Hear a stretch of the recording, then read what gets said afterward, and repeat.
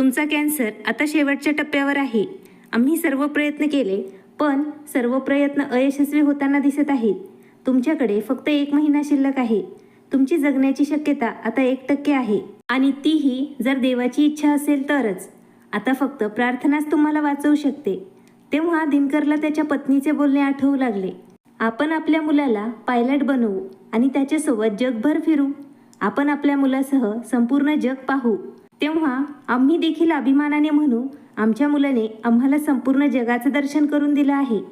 खोलीचे दिवे बंद करून खुर्चीवर बसलेला 40 वर्षांचा कर्करोगग्रस्त दिनकरच्या कानात त्याच्या पत्नीच्या या सर्व गोष्टी घुमत होत्या.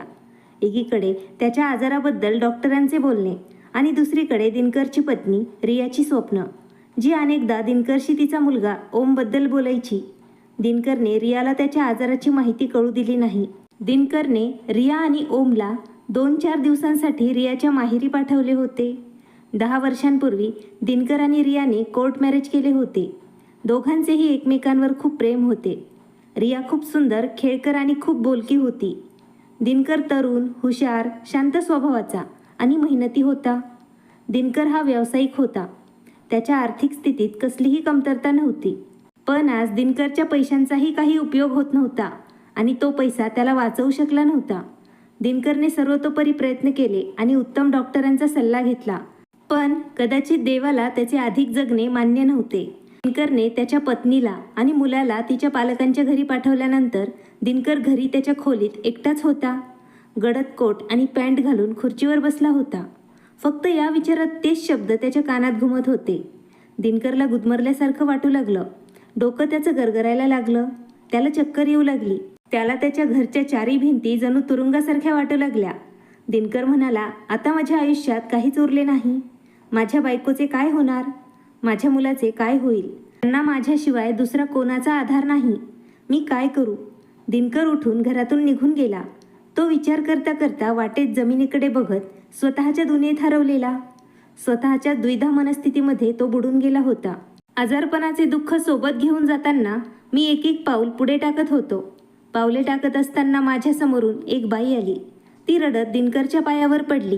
तिने फाटलेली साडी नेसलेली, केस विखुरलेले, चेहऱ्यावर वारा वाहणारा.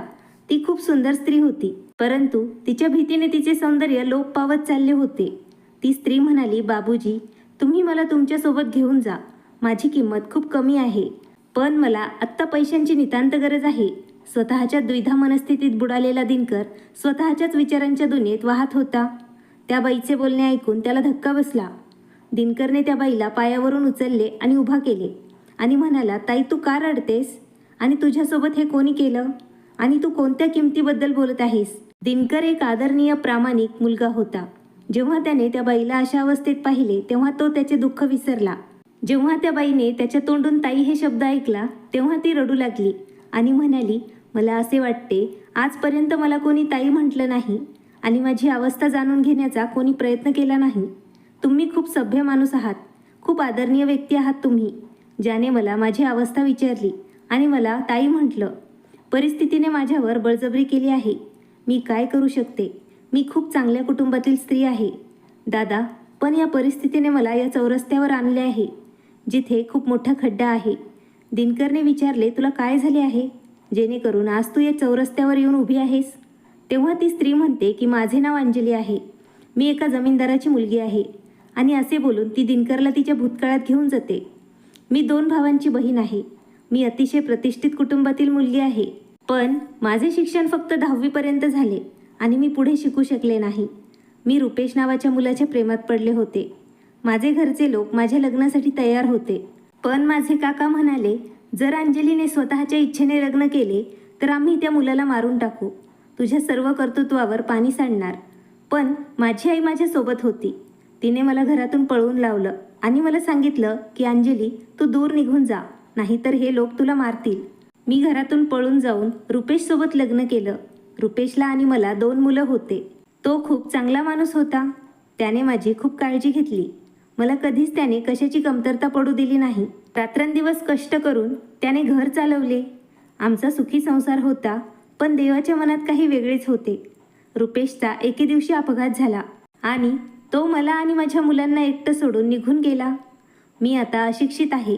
इतकं अशिक्षित असल्याची खंत मला या अगोदर नव्हती. रुपेश गेल्यानंतर मी माझ्या मुलांना कसं वाढवणार? माझा एकमेव आधार होता रुपेश. आता मी काय करणार? कुठे जाणार? मी लोकांची भांडे घासून कसं तरी माझ्या मुलांना आधार देऊ लागले. जेव्हाही मी कामावर जायचे तेव्हा लोक माझ्याकडे वाईट नजरेने बघू लागले. आज माझा मुलगा खूप आजारी आहे. माझ्याकडे त्याच्या औषधांसाठीही पैसे नव्हते. मी एका घरी कामाला गेले होते तेव्हा त्या स्त्रीचा नवरा तिथे एकटाच होता. मी तिथून परत आले. घरी गेल्यावर मला माझी मुलं रडताना दिसले आणि मोठा मुलगा मृत्यूच्या उंबरठ्यावर होता. हे सर्व पाहून माझ्या पायाखालची जमीनच सरकली. माझा मुलगाही मला सोडून निघून गेला तर मी नाही जगू शकणार. त्यानंतर या जगात माझं अस्तित्व काय असेल? कोणाच्या आधाराने मी माझं आयुष्य घालवणार? माझा मुलगा जिवंत राहावं यासाठी मी फक्त देवाला प्रार्थना करत राहिले, रडत राहिले. मला समजत नव्हते काय करावे. मी कोणाकडे मदत मागू? आजच्या जमान्यात लोकांची मदत करणे कमी आणि घाणेरडे हेतू जास्त आहेत. मी माझ्या मुलाकडे बघितले तर मी आणखीनच घाबरले. त्याने त्याचे डोळे मिटले होते. त्याचे शरीर तापल्यासारखे वाटत होते. मी माझी इज्जत वाचवावी की माझ्या मुलाला वाचवावे हे प्रश्न मला सतावत होता. त्यामुळे मी लगेच धावत येऊन तुमच्या पाया पडले. अंजली दिनकरला तिचा भूतकाळ सांगून रडू लागली. दिनकर अंजलीला सांत्वन देतो आणि त्याच्या खिशात हात घालतो. मग 5,000 रुपये काढून तो अंजलीला देतो आणि म्हणतो की माझे नाव दिनकर आहे. आजपासून तू मला तुझा भाऊ समज आणि आता तू अगोदर जाऊन तुझ्या मुलाचे औषध घे आणि त्याची नीट काळजी घे आणि तू तुझा पत्ता मला सांग. अंजली दिनकरला तिचा पत्ता सांगते आणि ती तिच्या घराकडे वळते. तिचे घर तिथून जवळच होते आणि त्यानंतर दिनकरही त्याच्या घरी निघून जातो. रूममध्ये लाईट लावतो आणि तो जेवणाची ऑर्डर देतो. कपडे बदलतो तोपर्यंत जेवण येते. नंतर जेवण करून तो आरामात झोपतो. 5,000 रुपये मिळाल्यावर अंजली स्वतःला भाग्यवान समजत होती. तिच्याकडे एक पैसाही नव्हता.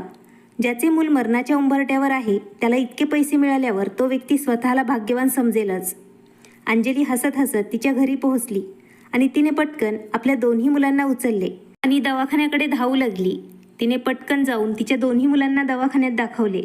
तिने जेव्हा तिच्या मुलाला डॉक्टरांकडे नेले तेव्हा डॉक्टर म्हणाले, तुम्हाला 10 मिनिटं उशीर झाला असता तर तुमचा मुलगा या जगात राहिला नसता. तेव्हा अंजली रडायला लागते. औषध घेते आणि गरजेच्या वस्तू घेऊन ती घरी येऊन खूप रडते आणि म्हणते, बरं झालं, दिनकर बाबू देव बनून माझ्या मुलांसाठी धावत आले आणि माझ्या मुलाला त्यांनी मरणातून वाचवले. मी त्यांच्यासाठी देवाजवळ प्रार्थना करण्याशिवाय काही करू शकत नाही. दिनकर बाबू, माझा प्रत्येक श्वास मी जिवंत आहे तोपर्यंत तुमच्यासाठी प्रार्थना करेन. मी तुमचे उपकार आयुष्यभर विसरणार नाही. मी तुमच्यासाठी देवाकडे नक्कीच प्रार्थना करेन. इकडे दिनकर दुसऱ्या दिवशी सकाळी झोपेतून उठतो. त्याचे काम पूर्ण करतो आणि तयार होऊन तो ऑफिसला जातो. दुसऱ्या दिवशी दिनकरची बायको रिया आणि त्यांचा मुलगा ओम देखील घरी येतात. रिया दिनकरला म्हणते, तुम्ही आमच्यासोबत आले असते तर बरे झाले असते. निदान तुम्हाला 2-3 दिवस सुट्टी तरी मिळाली असती. तेव्हा दिनकर म्हणतो, मला खूप कामं आहेत, माझ्याकडे वेळ नाही. तुमचे हे चांगले आहे. सर्वजण आले होते. आपण पण एकत्र गेलो असतो तर बरं झालं असतं. 2-3 दिवस तरी सुट्टी मिळाली असती. दिनकर म्हणतो, खरंच रिया, मला खूप कामं आहे, माझ्याकडे वेळ नाही. चांगलं झालं तू तरी जाऊन आलीस. रिया दिनकरच्या डोळ्यात पाहत विचारते, काय झालं दिनकर? तुम्ही जरा काळजी दिसत आहात. तुम्हाला रात्री नीट झोप लागली होती ना? दिनकर म्हणतो, हो रिया, मला रात्री छान झोप लागली होती आणि मग माझ्या स्वप्नात मी तुला येताना पाहिलं आणि बघ तू खरंच इथे आलीस. तेव्हा रिया हसून दिनकरला म्हणते, काहीही. नंतर ती तिचे काम करते. असेच दिवस निघून गेले. दररोज रात्री दिनकर झोपायचा तेव्हा विचार करत झोपायचा, दुसऱ्या दिवशी सकाळी मी जिवंत असेल की नाही कोणास ठाऊक. सकाळी झोपेतून उठल्यानंतर तो स्वतःला सुरक्षित समजायचा. दिनकर दर महिन्याला अंजलीला पैसे पाठवत राहिला. त्यामुळे अंजलीचा सर्व खर्च चांगला चालू लागला आणि अंजलीची मुलंही चांगल्या शाळेत शिकू लागली. दिवस असेच निघून जात होते. आता अंजलीची मुलंही मोठी होत होती. ओमलाही शिक्षणासाठी बाहेरगावी पाठवलं होतं. आता दिनकर आणि रिया ओमची वाट पाहत होते. त्याला पायलट व्हायचे होते आणि शेवटी तो दिवस आला जेव्हा ओम पायलट झाला. रिया आणि दिनकरच्या आनंदाला काही सीमाच नव्हती. जणू ते पंख नसताना आकाशात उडत होते. रियाचे स्वप्न आता साकार झाले होते. ओमने रिया आणि दिनकरला सोबत घेतले. त्यानंतर त्याने जगभर फेरफटका मारला आता त्यांना पैशाची काहीच कमतरता नव्हती. त्यांच्याकडे खूप पैसा होता. दिनकर सोबत होता. ओमसुद्धा पायलट झाला होता आणि दिनकरच्या आजाराला सुद्धा आता 20 वर्ष झाली होती. त्याचा कॅन्सर आता शेवटच्या टप्प्यात होता. दिनकर आता हे जग सोडून जाणार होता. पण दिनकर त्याच्या बायकोची आणि मुलाची काळजी करत होता. आता दिनकर त्याच्या मुलासोबत जगभर फिरत होता. तो खूप मजा करत होता.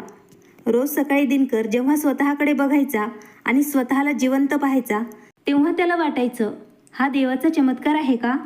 देवाची देणगी आहे. शेवटी असं कसं होतं की मी रोज जिवंत राहतो? पण त्याचं मन फक्त एवढंच विचार करत राहिलं. त्याने तो चमत्कार मानला. ज्या आजाराने तो 20 वर्षांपूर्वी मरणार होता ते 20 वर्ष निघून गेले. तो वर्षानुवर्ष जिवंत आहे आणि सर्व काही पूर्वीसारखं काम करतो. त्याच्याकडे या प्रश्नाची उत्तरं नव्हती. पण दिनकर एका गोष्टीसाठी देवाचे आभार मानतो. कारण त्याने रियासमोर त्याच्या आजाराचा उल्लेखही केला नाही. कारण रियाला समजले असते तर ती दिनकरच्या आधी मरण पावली असती. कारण रिया दिनकरबद्दल खूप संवेदनशील होती. रियासोबत जगताना, रियासोबत आयुष्य घालवताना, रियासोबत प्रेमाने भरलेले आयुष्य जगताना 20 वर्ष निघून गेली होती. रिया दिनकरवर खूप प्रेम करत होती. दिनकरने तिला अगोदरच सांगितले असते तर रियाला हा धक्का सहन करता आला नसता आणि दिनकरच्या अगोदर ती हे जग सोडून गेली असती. त्यामुळे रियाला त्याने त्याच्या आजाराची माहिती दिली नाही. त्याबद्दल दिनकरने देवाचे वारंवार आभार मानले आणि आज तो जिवंत आहे. त्याला हा आजार होऊन 20 वर्ष झाली आहेत. आता ओम देखील त्याच्या आईची काळजी घेण्यास सक्षम आहे. आता जर दिनकरला मृत्यू आला तरी त्याला दुःख नाही. आता ओम त्याच्या आईचा आधार आहे. रिया आणि दिनकर यांच्या आयुष्यात दोघं खूप आनंदी होते. दिवस असेच आनंदात जात होते. मग एक दिवस असा आला की अचानक हृदयविकाराचा झटका आल्याने दिनकरने रिया आणि ओमला सोडून या जगाचा निरोप घेतला. दिनकरने वयाच्या 60व्या वर्षी जगाचा निरोप घेतला. या जगातून दुसऱ्या जगात तो गेला जिथून कोणीही परत येत नाही. तोच दिनकर जो 20 वर्षांपूर्वी कॅन्सरने त्रस्त होता आणि शेवटच्या टप्प्यात असल्यामुळे हे जग सोडून जाणार होता. दिनकरच्या मृत्यूने रियाला खूप मोठा धक्का बसला. पण ओमने त्याच्या आईची काळजी घेतली. एक दिवस रिया दिनकरच्या कपाटात पाहत असताना रियाला एक फाईल सापडली ज्यात दिनकरच्या आजाराचे कागदपत्र होते. ते कागदपत्र पाहून रिया तिचे भान हरपून जाते. तिच्या पायाखालची जमीन हादरते. विजांचा कडकडाट होतो. रिया तिचे डोके धरून खाली बसते आणि ती खूप रडते. ओम आईकडे येतो. तो सुद्धा पेपर्स बघतो आणि त्याच्या आईला सांगतो की त्याच्या वडिलांनी त्याला कपाटाला कधी हात लावू दिला नाही. जेव्हा कधी मी या कपाटाला हात लावायचो तेव्हा त्यांना राग यायचा. बाबांनी एवढी मोठी गोष्ट आपल्यापासून लपवली. बाबा एवढी मोठी गोष्ट कशी लपवू शकतात? रियाला बोलायला शब्दच सापडत नव्हते. पेपर बघून तिला आश्चर्य वाटले. पण त्याच वेळी ती हा विचार करत होती तेव्हा दिनकरला इतका गंभीर आजार होता आणि तोही शेवटच्या टप्प्यात. तरी दिनकर 20 वर्ष आमच्यासोबत कसा राहिला? त्याचा आजार कसा बरा झाला? त्याला इतकं आयुष्य कसं मिळालं? तो प्रत्येक क्षणी आपल्यासोबत आनंदी कसा राहू शकतो? या सगळ्या प्रश्नांनी रियाला त्रास दिला होता. ओमसुद्धा या प्रश्नांनी त्रस्त झाला होता. मग फाईलमधून एक पेपर खाली पडतो. ओम तो उचलतो आणि वाचतो.